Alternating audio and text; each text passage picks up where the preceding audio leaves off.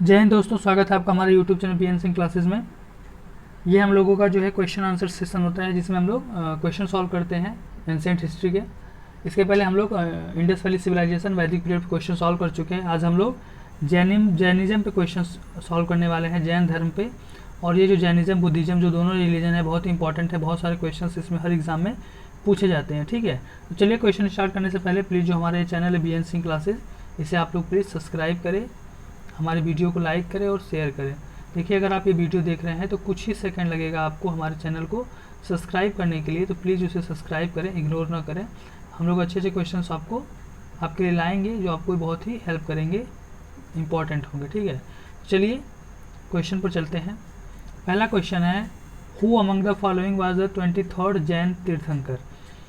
Neminath, Mahavir, Parshvanath, Malinath. Answer है आपका पार्श्वनाथ।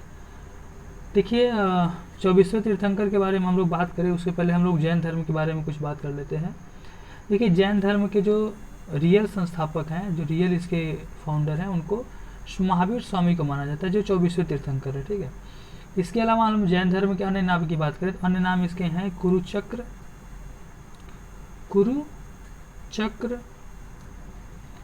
यानी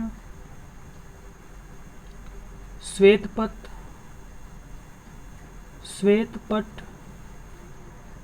या निर्ग्रंथ।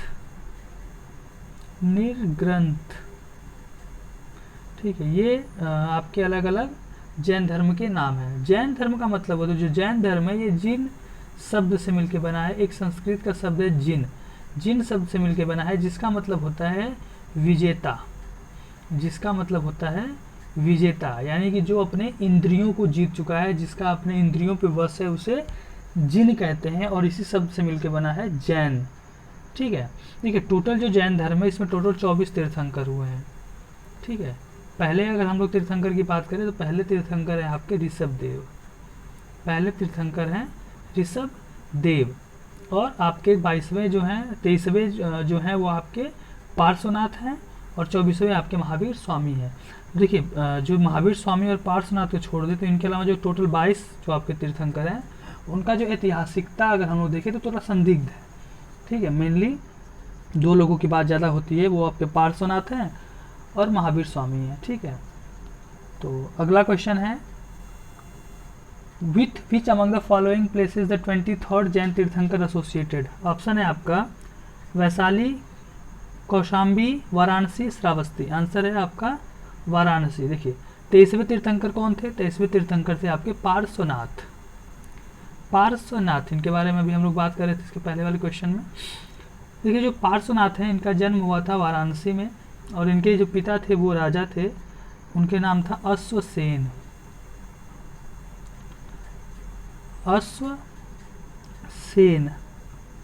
और ये काशी के राजा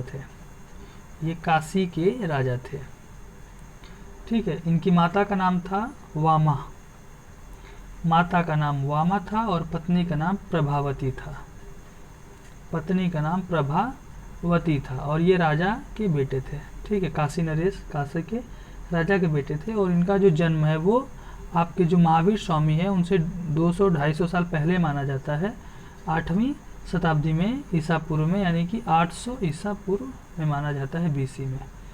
ठीक है, अगला क्वेश्चन है, in Pali text which among the following is refer to as a Nigantha Nataputta? Gautam Buddha, Mahavir, Parshvanath, Rishabh. Answer है आपका महावीर। देखिए, जो टेक्स्ट है, जो पाली टेक्स्ट यानी कि प्राकृत भाषा में जो लिखे गए हैं, वो जो निर्ग्रंथ है ये जैन धर्म का ही एक नाम, इसके पहले हमने आपको बताया था। और जो कैवल्य को प्राप्त हो जाए, यानी कि जिसे कैवल्य प्राप्त हो जाए, कैवल्य का मतलब होता है ज्ञान। तो जैन धर्म में जिसे कैवल्य प्राप्त हो जाए, जिसे ज्ञान प्राप्त हो जाए, उसे निर्ग्रंथ कहा गया। ठीक है, तो इस तरह से एक नाम आपका जैन धर्म का है, निर्ग्रंथ। ठीक है, अगला क्वेश्चन है, हु वाज द फर्स्ट तीर्थंकर इन जैनिज्म? ऋषभदेव, पार्श्वनाथ, महावीर एंड मुनि सुव्रता, आंसर है आपका ऋषभ देव। ठीक है, जो पहले तीर्थंकर हैं, टोटल 24 हैं, पहले तीर्थंकर हैं जिनका नाम है ऋषभ देव, और इनका जन्म अयोध्या माना जाता है, अयोध्या भगवान राम की नगरी। और ये इक्ष्वाकु वंश में थे, यानी कि इक्ष्वाकु वंश, भगवान श्री राम भी इक्ष्वाकु वंश के ही थे, तो ऐसा माना जाता है ये भी इसी वंश में पैदा हुए थे, इक्ष्वाकु वंश में। ठीक है, इक्ष्वाकु वंश में पैदा हुए थे, इक्ष्वाकु क्लैन में। क्लियर है। इसके अलावा हम लोग अगर बात करें तो ऋषभ देव को ऐसा कहा जाता है, हिंदुइज्म में कहा जाता है कि ये भगवान विष्णु के अवतार थे, भगवान विष्णु के अवतार थे। ठीक है। And the next question is, on the bank of which river Mahavir attain Kaivalya? Niranjana, Rijupalika, Yamuna, Jamuna. Answer है आपका बी, ऋजुपालिका। देखिए, जो महावीर स्वामी थे, ये 30 साल की उम्र में इन्होंने अपना घर छोड़कर ज्ञान की प्राप्ति के लिए चले गए थे, और 42 साल की उम्र में इनको ज्ञान प्राप्त हुआ था, कैवल्य की प्राप्ति हुई थी। कैवल्य मतलब ज्ञान की प्राप्ति हुई थी। 12 वर्ष इन्होंने कठोर तपस्या किया था, और 12 वर्ष के कठोर तपस्या के बाद वैशाख माह में, वैशाख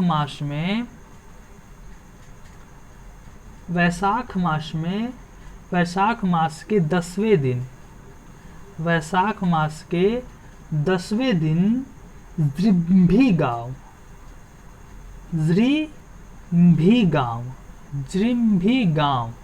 ठीक है, जृंभी ग्राम में ऋजुपालिका नदी के किनारे, ऋजुपालिका नदी, जृंभी गांव ऋजुपालिका नदी के किनारे, जो ये गांव अभी मॉडर्न बिहार में है। ठीक है, अभी ये आपका आज का जो बिहार है वहाँ पे ये है, उसी नदी के किनारे इनको कैवल्य की प्राप्ति हुई थी, इनको ज्ञान की प्राप्ति हुई। तो मेनली जो क्वेश्चन पूछ रहा है, ऋजुपालिका नदी और जृंभी गांव अभी बिहार में है, 42 वर्ष के उम्र में। अगला क्वेश्चन है, in which year Vardhaman Mahavir was born? 563 BC, 540 BC, 533 BC, 560 BC। Answer है आपका बी, 540 BC। देखिए, 540 ईसा पूर्व में जो आपके महावीर स्वामी थे, वर्धमान महावीर, इनका जन्म हुआ था, और वर्धमान जो था इनके बचपन का नाम था, वर्धमान इनके बचपन का नाम था, और इनका जन्म हुआ था वैशाली के निकट एक कुंड ग्राम में, वैशाली के निकट एक कुंड ग्राम में इनका जन्म हुआ था। ठीक है, और इनके पिता का नाम था सिद्धार्थ, पिता का नाम था सिद्धार्थ, माता का नाम था त्रिशला, या विदेह दत्ता, और वाइफ का नाम था इनके यशोदा,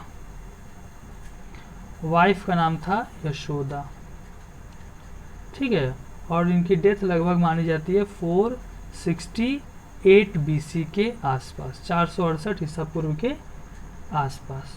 ठीक है, तो अगला क्वेश्चन पे चलने से पहले प्लीज़ जो हमारे चैनल है BN सिंह क्लासेज, इसे आप लोग प्लीज़ सब्सक्राइब करें, हमारे वीडियो को लाइक करें और कमेंट करें। ठीक है, अगला क्वेश्चन है, under whose leadership Shvetambar sect formed? Bhadrabahu, Sthalabahu, Chandragupta Maurya, Ashoka. Answer है आपका स्थलबाहु। देखिए, जो स्थलबाहु है इनका एक और नाम था, इनको और इनको स्थूल बाहु या स्थूल भद्र के नाम से भी जाना जाता है, स्थूल भद्र के नाम से भी जाना जाता है। देखिए, हुआ क्या था कि जब चंद्रगुप्त मौर्य का जो शासनकाल था, चंद्रगुप्त मौर्य के शासनकाल के समय में मगध में एक बहुत बड़ा भीषण अकाल पड़ा, लगभग 12 साल का, और इस 12 साल के भीषण अकाल के समय जो ये भद्रबाहु थे, भद्रबाहु जो थे वो जैन संप्रदाय के प्रमुख थे, ये हेड थे, जैन संप्रदाय के हेड थे। तो जो आपके भद्रबाहु थे, ये साउथ इंडिया, अपने अनुयायियों को, अपने फॉलोवर को लेके ये चले गए साउथ इंडिया। ठीक है, मतलब दक्षिण भारत चले गए, और ये जो आपके स्थूलभद्र थे ये मगध में ही अपने अनुयायियों के साथ रहे, और मगध में अनुयायियों के साथ रहते हुए ये सफ़ेद कपड़ा यानी कि श्वेत वस्त्र धारण करना शुरू कर दिया इन्होंने, और श्वेत वस्त्र धारण करने के कारण ये लोग श्वेतांबर कहलाए, और तब से ये इनके मानने वाले जो थे वो श्वेतांबर कहलाने लगे, और जो भद्रबाहु थे इनको मानने वाले जो इनके अनुयायी थे वो दिगंबर कहलाने लगे, दिगंबर। ठीक है, दिगंबर। क्लियर है। अगला क्वेश्चन है, under whose leadership Jainism spread in South India? Sthalabahu, Bhadrabahu, Ashoka, none of the above? Answer है आपका स्थलबाहु, सॉरी भद्रबाहु। ठीक है, भद्रबाहु, ऑप्शन बी आपका आंसर ठीक है। इसके पहले वाले क्वेश्चन में हमने क्लियर किया था कि जब जैन संप्रदाय के जो प्रमुख थे भद्रबाहु, तो जब 12 वर्ष का जो अकाल पड़ा उसी समय ये साउथ इंडिया चले गए थे चंद्रगुप्त मौर्य के साथ, और चंद्रगुप्त मौर्य के साथ कर्नाटक चले गए थे, साउथ इंडिया चले गए थे, और वहाँ पे ये इन्होंने जैनिज्म का प्रचार प्रसार किया। ठीक है। अगला क्वेश्चन है, which ruler is credited for the spread Jainism in Karnataka? Answer है आपका चंद्रगुप्त मौर्य। ठीक है, बिंबिसार, अशोका, संप्रति, ये आपके चंद्रगुप्त मौर्य का जो के बाद जो सिंहासन पर बैठे, इनके जो बिंबिसार इनके बेटे, और बिंबिसार के बाद जो सिंहासन पर बैठे वो थे अशोका, बिंबिसार के बेटे, और संप्रति जो थे ये अशोका के पोते थे। ठीक है। इसके अलावा हम देखें तो चंद्रगुप्त मौर्य जो थे, अभी हमने बताया कि जब 12 वर्ष का अकाल पड़ा तो जो आपके भद्रबाहु थे, भद्रबाहु के साथ ये चंद्रगुप्त मौर्य जो थे ये भद्रबाहु के साथ कर्नाटक चले गए, और वहीं कर्नाटक पे जो चंद्रगुप्त मौर्य थे ये जो अंतिम समय था इनका, क्योंकि चंद्रगुप्त मौर्य जो थे ये जैन धर्म अपना लिए थे, और जैन धर्म अपना लिए थे, तो जब ये अकाल पड़ा तो ये कर्नाटक चले गए भद्रबाहु के साथ, और वहाँ पे कर्नाटक के श्रवण बेलगोला में ये संलेखना पद्धति से इन्होंने अपना प्राण त्याग दिया। देखिए संलेखना पद्धति क्या है, जैन धर्म में एक प्राण त्यागने का मतलब अंतिम समय में एक पद्धति होती है। इसमें क्या होता है कि सब कुछ खाना पीना छोड़ के सिर्फ अपने प्राण को त्याग देना, ये संलेखना पद्धति होती है। तो इसके अंतर्गत जो चंद्रगुप्त मौर्य थे उन्होंने अपने प्राण त्याग दिए थे। ठीक है। अगला क्वेश्चन है, the grand son of Ashoka who accepted Jainism was? Answer है आपका, सॉरी ऑप्शन है संप्रति, कुणाल, दशरथ, शालिशुका। आंसर है संप्रति। ठीक है। अगला क्वेश्चन है, Tirthankar Parshvanath's idol is recognized by which symbol? Lion, bull, tortoise, serpent. Answer है डी आपका सरपेंट यानी कि सांप। जो पार्श्वनाथ थे ये आपके 23वें तीर्थंकर थे, और इनका जो सिंबल है वो है आपका सांप, सरपेंट, और इनके 4 शिक्षा थे। दूसरों को मारना नहीं है, झूठ नहीं बोलना है, चोरी नहीं करना है, और प्रॉपर्टी नहीं रखना है। इसके अलावा और हम लोग देखें तो जो आपका ये लायन है, शेर है, सिंह है, ये आपका महावीर स्वामी का सिंबल है, महावीर स्वामी का सिंबल है। और ये जो आपका बुल है, जो बुल या इसे हम लोग कह सकते हैं वृषभ, ये आपका ऋषभ देव का सिंबल है। ठीक है, ये आपका ऋषभ देव का सिंबल है। तो इस तरह से हम लोगों का जो ये क्वेश्चन सेशन है वो आज यहाँ पे समाप्त होता है। इसके बाद हम लोग इसका अगला पार्ट लेकर आएंगे। तब तक के लिए आप लोगों को जय हिंद, और thank you for watching this video. And please हमारा जो चैनल है BN सिंह क्लासेज, जिसे आप लोग प्लीज़ सब्सक्राइब करें। ठीक है, थैंक यू।